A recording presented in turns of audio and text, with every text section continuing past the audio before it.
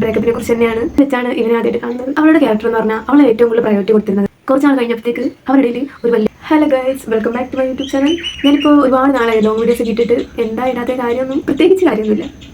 ഇപ്പോൾ ഈ ഇതിൻ്റെ തമ്മിലും കണ്ടപ്പോൾ നിങ്ങൾക്ക് മനസ്സിലാക്കണം ഈ വീഡിയോ കുറിച്ചാണ്. അതെ, ബ്രേക്കപ്പിനെ കുറിച്ച് തന്നെയാണ്. പക്ഷേ അതിലുപരി ഒരാളെ നമുക്ക് എത്രത്തോളം ഡീപ്പായിട്ട് സ്നേഹിക്കാൻ പറ്റുമെന്ന് കൂടെ ഇതിൽ പറയുന്നുണ്ട്. ഇതിൻ്റെ ഫസ്റ്റ് പാർട്ട് എന്ന് പറയുന്നത് 2 വ്യക്തികളും 2 റിലീജിയനായിരുന്നു. അത് കാരണം അവരുടെ ഇടയിൽ ഒരുപാട് പ്രശ്നങ്ങൾ ഉണ്ടാകുമെന്ന് അവർക്ക് നന്നായി അറിയായിരുന്നു. എന്നാൽ അവരതൊന്നും പുറത്ത് കാണിക്കാണ്ട് ആ റിലേഷൻ മുന്നോട്ട് കൊണ്ടുപോകാൻ തീരുമാനിച്ചു. എന്ത് വന്നാലും നോക്കാം എന്നുള്ള ഒരു വിശ്വാസമായിരുന്നു അവർക്ക് 2 പേർക്കും ഉണ്ടായിരുന്നതും. ആ ചെക്കൻ അവൾക്ക് നല്ലൊരു സപ്പോർട്ടായിട്ട് എന്നും നിൽക്കും എന്ന് അവൾക്ക് ഉറപ്പുണ്ടായിരുന്നു. സോ വീഡിയോ ഫുള്ളായിട്ട് കാണാൻ ശ്രമിക്കുക. ഇത് എത്രത്തോളം നിങ്ങൾക്ക് മനസ്സിലാവുമെന്ന് എനിക്കറിയത്തില്ല. സോ വീട്ടിലേക്ക് പോകും. ഈ കഥ തുടങ്ങുന്നത് ഈ കൊച്ചിൻ്റെ പഠിത്തമെല്ലാം കഴിഞ്ഞിട്ട് അവളൊരു ജോലിക്ക് വേണ്ടി വേറൊരു സ്ഥലത്തേക്ക് പോയിരിക്കുമായിരുന്നു. അവിടെ വെച്ചാണ് ഇവനെ ആദ്യമായിട്ട് കാണുന്നത്. കണ്ട് സംസാരിച്ച് നല്ലൊരു ഫ്രണ്ട്ഷിപ്പ് കൊണ്ട് അവർ തമ്മിൽ വരാൻ തുടങ്ങി. അങ്ങനെ കുറച്ച് നാൾക്ക് ശേഷം ഇവളെന്ത് ചെയ്ത് ഈ കൊച്ചിനെ ഇവൻ പ്രപ്പോസ് ചെയ്ത് കഴിഞ്ഞപ്പോൾ അവൾക്ക് എന്ത് പറയണമെന്ന് അറിയത്തില്ലായിരുന്നു. അവനിൽ അവളെ ഏറ്റവും കൂടുതൽ കണ്ടത് അവളുടെ മൂക്കുത്തിയായിരുന്നു.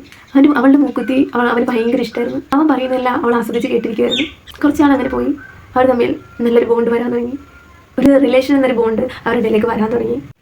റിലേഷൻഷിപ്പാണ്, പല പ്രശ്നങ്ങളും ഉണ്ടാവും എന്നറിഞ്ഞിട്ടും, വേറെ റിലീജനാണ് എന്നറിഞ്ഞിട്ട് പോലും ആ ചെക്കൻ അവൾക്കൊരു വാക്ക് കൊടുത്തായിരുന്നു. എന്തുണ്ടായാലും ഞാൻ നിന്നെ വിട്ടു പോവില്ല എന്നും കൂടെ ഉണ്ടാകുന്നു. ആ ഒരു ഉറപ്പിൽ അവൾ ആ റിലേഷൻ കണ്ടിന്യൂ ചെയ്ത് പോകാൻ തുടങ്ങി. കുറച്ച് നാൾക്ക് ശേഷം അവരുടെ പല പല വഴക്കുകൾ വരാൻ തുടങ്ങി. അങ്ങോട്ടും ഇങ്ങോട്ടും ഒന്നും ചേരാതെ വരാൻ തുടങ്ങി. ഓരോ അഭിപ്രായ വ്യത്യാസങ്ങൾ വരാൻ തുടങ്ങി. അതൊന്നും കാര്യമാക്കാണ്ട് ആ റിലേഷൻ മുന്നോട്ട് പോകാൻ തുടങ്ങി. അവൾക്ക് ഈ മദ്യപിക്കുന്ന ആൾക്കാരെയും ഈ കള്ളം പറയുന്ന ആൾക്കാരെയും ഒന്നും അവൾക്ക് അത്ര ഇഷ്ടമുള്ള കാര്യമായിരുന്നില്ല. ഈ റിലേഷൻ തുടങ്ങുമ്പോഴേ അവൾ അവനോട് പറഞ്ഞിരുന്നു, എനിക്കിങ്ങനെ കള്ളം പറയുന്നൊന്നും ഇഷ്ടമല്ല. അത് ഏത് റിലേഷനിലായാലും അവൾക്ക് അത് ഇഷ്ടമുള്ള ഒരു കാര്യമായിരുന്നില്ല. അതുകൊണ്ട് അവൾ ഉള്ളതുപോലെ തുറന്നു പറഞ്ഞു.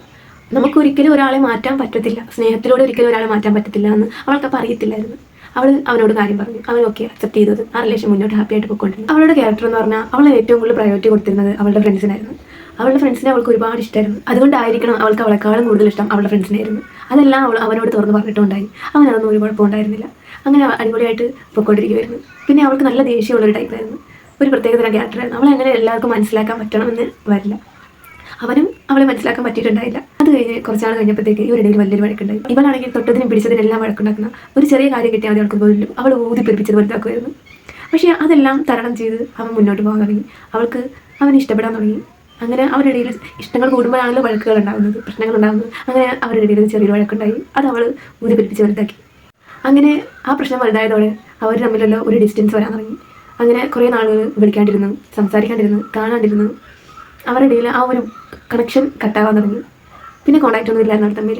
ഒരു മെസ്സേജ് ഇല്ല, കോളില്ല, ഒന്നും ഉണ്ടായില്ല. അവൾ അവളുടെ കാര്യം നോക്കി നിന്നു. അവൻ അവൻ്റെയും കാര്യം നോക്കി നടക്കാൻ തുടങ്ങി.